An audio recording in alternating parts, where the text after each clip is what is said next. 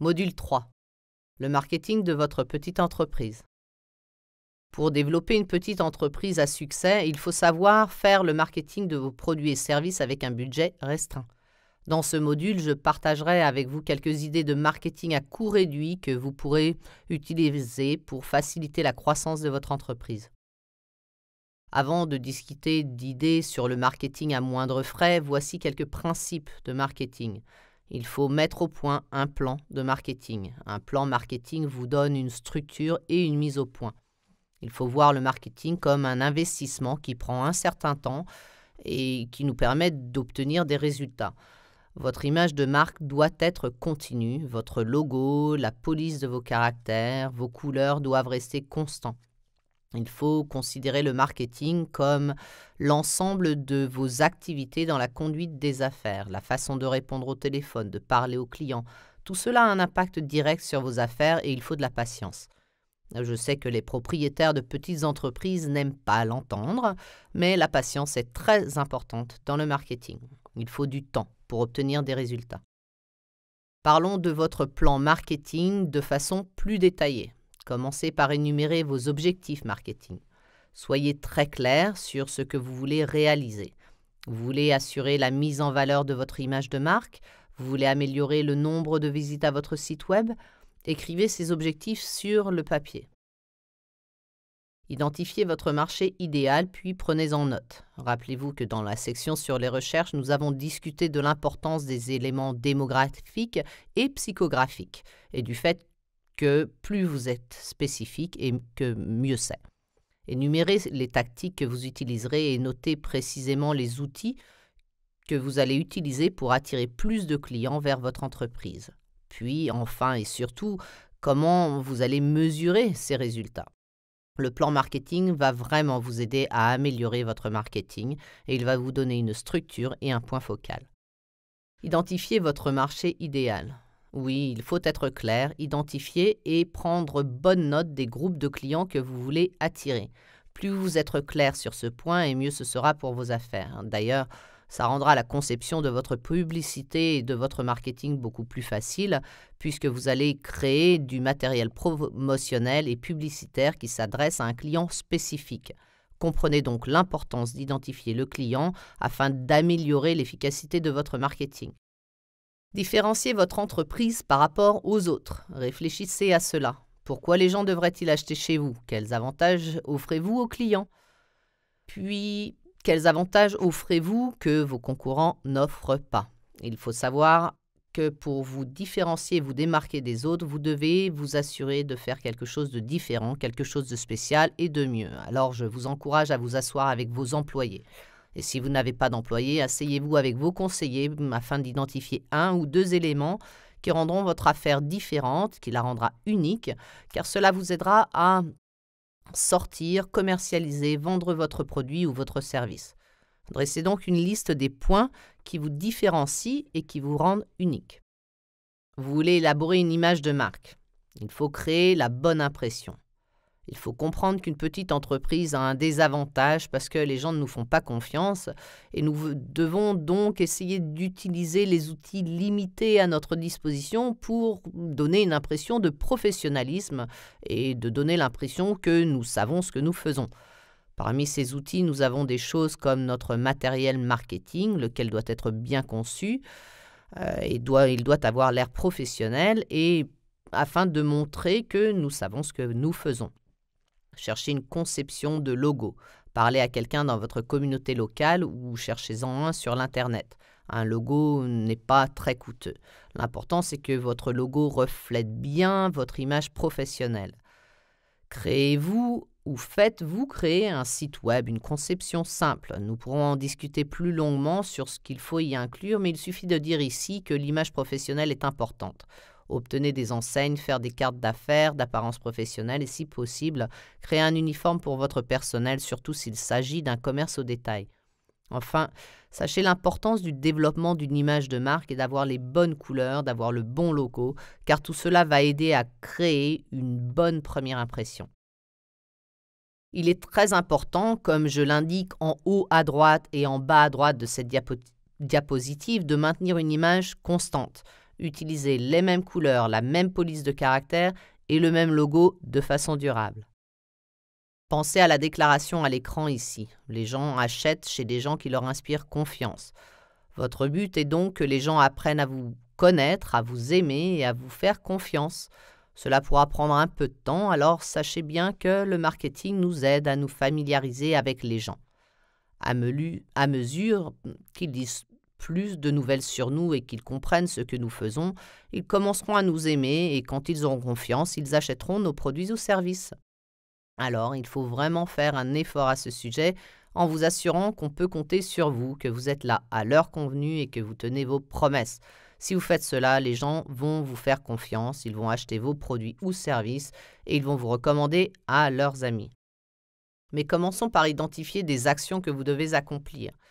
D'abord, fixez des objectifs de réseautage afin de vous permettre de décider, par exemple, d'assister à un événement que vos clients fréquentent chaque semaine. Alors, vous allez toutes les semaines à un événement où vos clients cibles seront présents. Avant d'assister à ces activités, il faut faire quelque chose. Vos recherches pour ne pas vous tromper d'activité. Qu'est-ce que j'entends par là?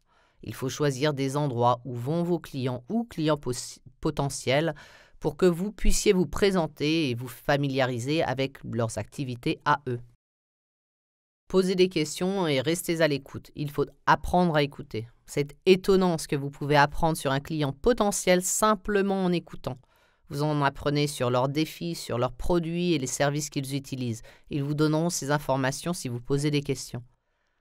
Lorsque vous vous présentez, mettez l'accent sur les bienfaits. Alors, si vous me demandez ce que je fais dans la vie, je dis que je suis propriétaire d'une petite entreprise. Si vous êtes comptable, vous pourriez répondre que vous aidez les petites entreprises à épargner de l'argent au niveau de l'impôt sur les revenus. De cette façon, vous me confiez un bienfait important pour les propriétaires de petites entreprises parce que vous avez commencé par me demander ce que je faisais dans la vie. Un autre bon conseil serait de ne pas parler excessivement. Assistez aux activités pour écouter, identifier des clients potentiels, puis lors d'une première rencontre, n'essayez pas de vendre, cela peut les énerver. Ils participent à une activité, puis quelqu'un qui ne les connaît pas du tout vient essayer de leur vendre quelque chose. Je suis convaincu d'une occasion formidable de vous faire de la publicité gratuite pour votre petite entreprise. Les médias adorent les petites entreprises. Prenez un journal n'importe quel jour de la semaine et vous y verrez de nombreux articles sur des petites entreprises. Pourquoi je vous encourage à chercher de la publicité gratuite? D'abord parce que cela vous apporte de la crédibilité.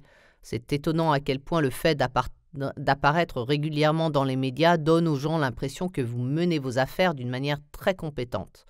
L'autre considération est le fait que l'effort investi rapporte très bien. La publicité gratuite est souvent tout à fait gratuite. Parfois, il faudrait payer quelqu'un pour rédiger un texte, mais vous serez très surpris d'apprendre la portée publicitaire que vous pouvez tirer de la publicité gratuite obtenue de votre journal communautaire ou par votre station de radio locale. Cela vous aidera à renforcer votre image de marque afin que les gens commencent à connaître votre entreprise. Vos clients actuels et potentiels peuvent le lire ou l'écouter. Voilà donc pourquoi il faut chercher l'attention du public. Il est intéressant pour moi de constater au fil des années de travail avec des propriétaires de petites entreprises que certains des entrepreneurs qui réussissent le mieux s'aperçoivent de cette dimension et y voient des possibilités pour leur entreprise. Alors comment fait-on pour obtenir de la publicité gratuite spécifiquement pour son entreprise? D'abord, visez les médias, pensez aux médias que vos clients liraient, que ce soit des blogs, un journal, un magazine. Il faut identifier leurs habitudes de lecture. Une fois que vous avez fait cela, rédigez un excellent communiqué de presse. Et si vous n'êtes pas le meilleur rédacteur au monde, trouvez quelqu'un dans votre communauté ou quelqu'un qui ne fait que ça pour le faire. Cela ne coûte pas cher. Quand vous composez un communiqué de presse, quelque chose que vous enverrez aux médias, assurez-vous de présenter une nouvelle réelle, quelque chose d'intéressant et que les gens auront envie de lire. Utilisez un titre qui attire l'attention. Je trouve, pour exemple, que des titres tels que « 7 choses à faire l'an prochain pour faire croître votre entreprise » ou « 5 choses à prendre en considération avant de remplacer vos pneus » soit quelque chose de bref, clair et qui attire l'attention de votre client potentiel. Les choses que les médias adorent sont des choses où vous avez été le premier, une histoire unique à raconter. Si votre article raconte une histoire locale et que vous tentez de le faire placer dans un journal local, ce sera une aide précieuse. Si vous êtes un peu au courant des tendances, peut-être quelque chose sur le fait de surmonter des obstacles ou sur la solution d'un problème courant. Gardez toutes ces idées dans la tête, ramassez des journaux locaux et des magazines pour regarder les sujets qui y sont traités, puis partagez votre expertise. C'est une occasion en or.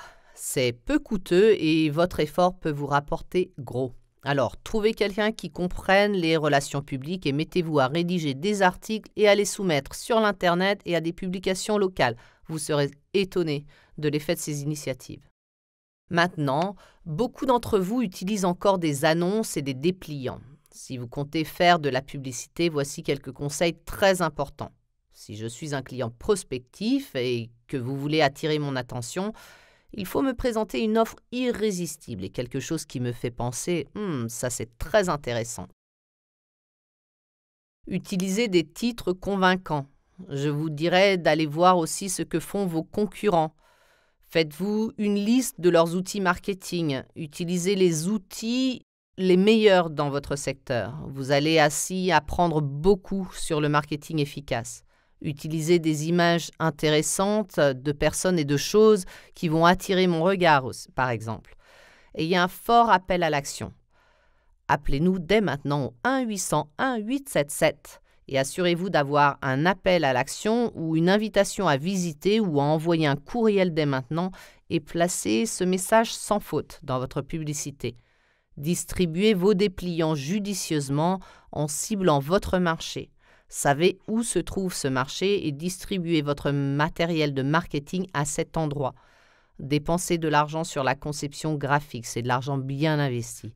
Trouvez quelqu'un qui est expert dans son domaine et laissez cette personne vous aider à créer un excellent matériel de marketing.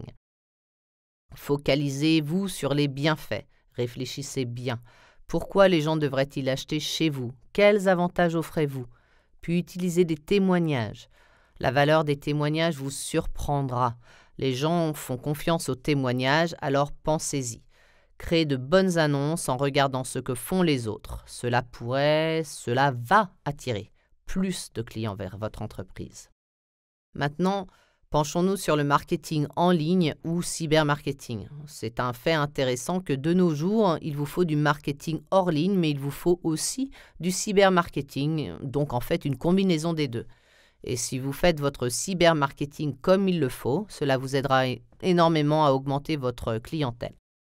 Alors débutons en discutant des choses les plus simples. Je suis de ceux qui croient très fort en l'efficace du marketing par courriel. La raison pour laquelle j'aime le marketing par courriel est le fait que c'est un moyen exceptionnel de garder le contact avec les clients.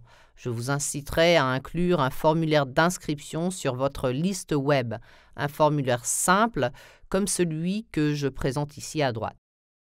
Créez un bulletin de nouvelles qui vous permettra de communiquer sur des faits intéressants et éducatifs pour vos clients ainsi que pour vos clients potentiels. Mettez au point un titre hors pair. Si vous dirigez une entreprise d'aménagement paysager, offrez des conseils paysagers pour des propriétaires de maisons. Mettez-y un contenu intéressant et utile qui va éduquer vos clients actuels et prospectifs.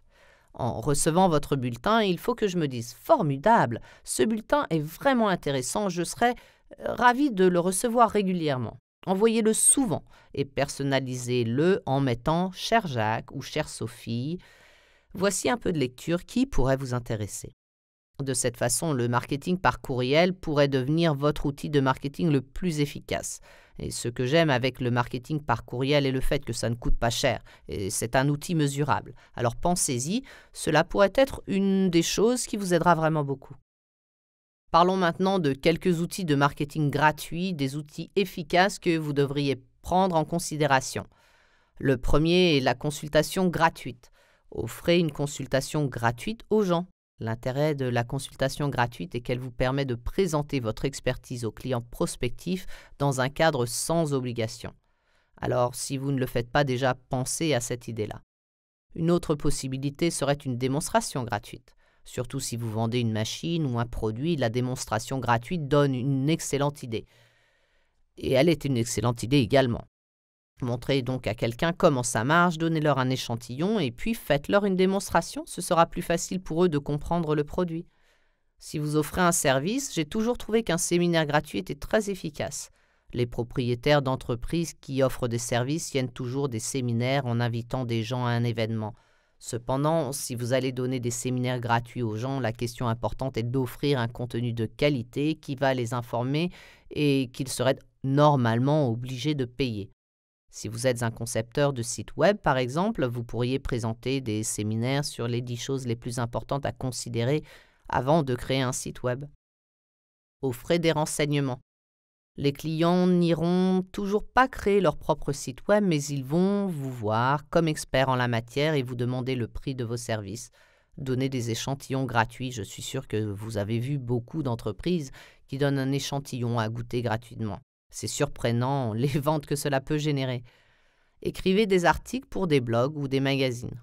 Ce sera peut-être une importante opportunité, surtout s'il y a des magazines de l'industrie que vos clients lisent régulièrement.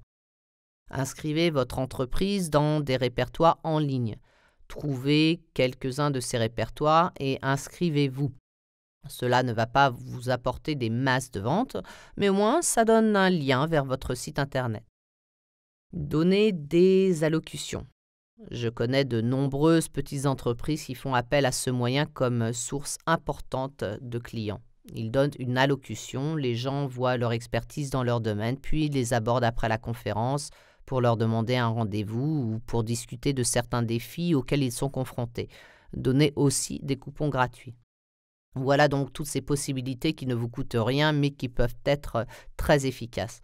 Je vous conseille donc de regarder votre entreprise, puis de chercher des idées pour offrir des outils de marketing gratuits.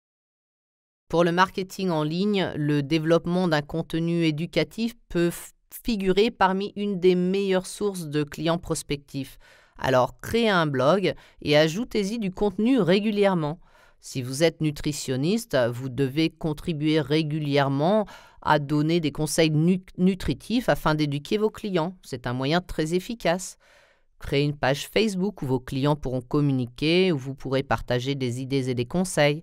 Si votre marché cible est connecté sur Facebook, c'est remarquable à quel point cela peut être efficace. J'ai vu des propriétaires de petites entreprises qui utilisaient Facebook à très bon escient.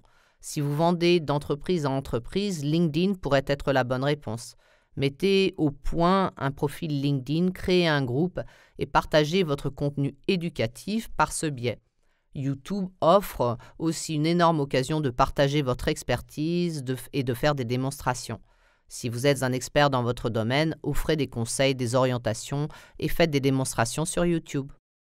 Votre site web ou site internet. Assurez-vous de l'utiliser et d'y télécharger un contenu éducatif qu'il faudrait chercher sur ce site afin de le rendre intéressant pour le lecteur. Vous pouvez utiliser Twitter pour communiquer avec votre auditoire, mais l'élément clé est de savoir lequel de ces médias sociaux vos communautés utilisent le plus. Une fois identifiés, vous pouvez commencer à les utiliser. Je vous conseillerais de vous concentrer sur 2 ou 3 d'entre eux qui vous réussissent bien. Il n'est pas nécessaire d'être présent partout, mais faites de bons choix et profitez-en au maximum. Instagram, un autre outil fantastique. J'ai vu des propriétaires d'entreprises, surtout d'entreprises de nature très visuelle, par exemple quelqu'un dans le domaine alimentaire qui publie des recettes ou qui partage des images sur Instagram ou sur Pinterest aussi. Alors pensez-y. Développez une stratégie sur un contenu éducatif à partager avec des gens dans les médias sociaux qui les attireront à devenir vos clients. Développez une communauté sur Internet. Je pense que le fait d'avoir une communauté en ligne vous ouvre nombre de possibilités parce que les gens qui s'y trouvent ont choisi d'appartenir à votre groupe. Alors faites une page d'affaires sur Facebook que les gens peuvent consulter régulièrement et où ils peuvent partager leurs commentaires et où vous pouvez répondre au sujet de certaines de leurs difficultés ou de répondre simplement à leurs questions. C'est vraiment une excellente idée. Même chose pour LinkedIn si toutefois vous traitez d'entreprise à entreprise. Je trouve personnellement que LinkedIn est le moyen le plus efficace. Sur Pinterest, créez une grande page Pinterest où vous pouvez partager régulièrement des photos avec des gens qui les partagent à leur tour avec leur propre communauté. Instagram offre un excellent moyen de partager des photos, de créer une communauté en ligne.